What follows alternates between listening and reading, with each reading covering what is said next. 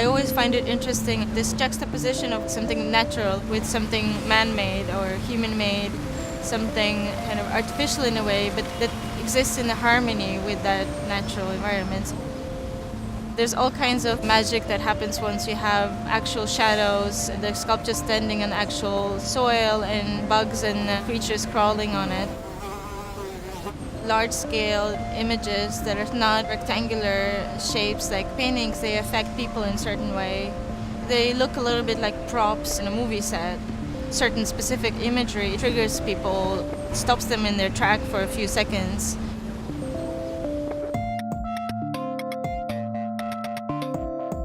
Public Art Fund has been programming in City Hall Park since 1977. It is a real gem of a park in a part of Manhattan that there isn't a lot of public space. This is a beautiful historic park that connects a lot of different urban infrastructure. Earth Potential is an exhibition by the artist Katja Novitskova, organised by Public Art Fund. This is actually Katja's first major institutional exhibition in the US. And it consists of 7 large works by the artist, which really conflate both photography and sculpture. The exhibition is full of juxtapositions. The artist sourced all of these images online, and they really combine the macro and the micro.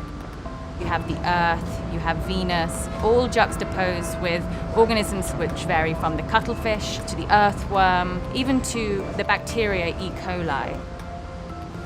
I'm interested in this idea that there's more images produced and uploaded a day today than in the whole history of humanity. And just this dimension of images that is so massive that it becomes not just a cultural scale, but also ecological and environmental. All the images that Katja is using are being currently used within various different scientific research to try and further our understanding of the planet. For example, the C. elegans was the first ever organism to have its whole genome digitized. She's paired it with Titan, which is Saturn's largest moon. I think we were hopeful that visitors to the park would suddenly feel like it had been transformed into this otherworldly, strange environment. Could be seen as sort of a landing site or a nest that kind of occurs after the encounter with something alien. But you cannot just look at the sculpture and forget about the world. The world is constantly present around each work. Especially today, this understanding of a planetary scale is just very important to the social and political situation.